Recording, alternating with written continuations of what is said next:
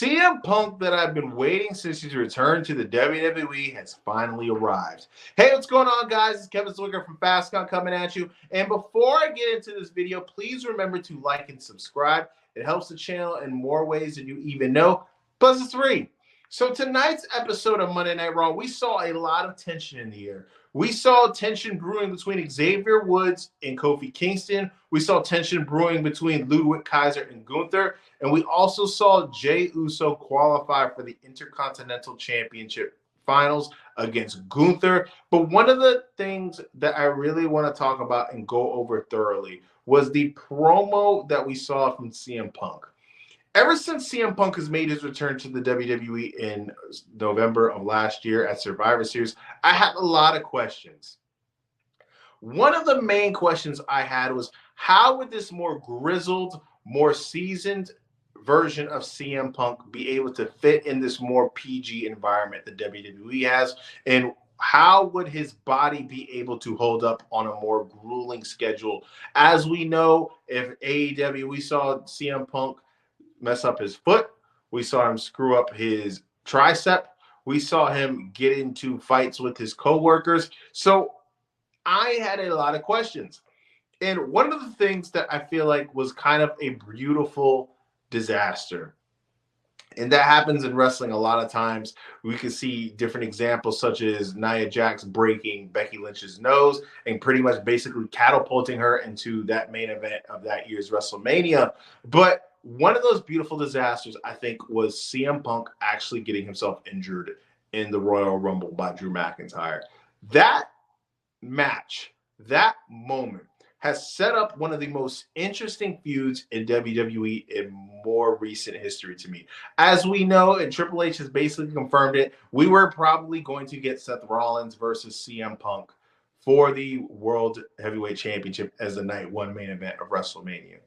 And eventually we are going to get back to that. But this feud with Drew McIntyre, especially in this feud, it has been so interesting. They are tied 1-1. And one of the feuds that I feel in most recent WWE memory deserves a Hell in a Cell match is this. I'm very ecstatic about the fact that they got rid of the Hell in a Cell PLE. And they've brought Hell in a Cell back to be what it is supposed to be, a feud blow off.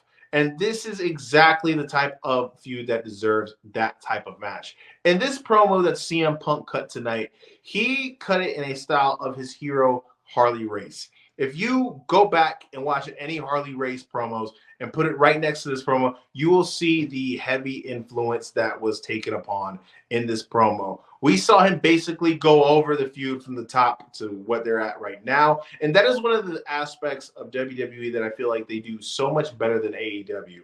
They have the ability that when the talent goes out there, and the majority of their promos, they do a lot of callbacks. They do a lot of catching the viewer up to speed. They do a lot of video packages involved in their feuds and their programs. And it's one of those things where it feels like you can kind of parachute in and out and you're not missing so much of the show. You don't feel lost when you're watching the show. And that's something that I feel like AEW can build upon and improve upon.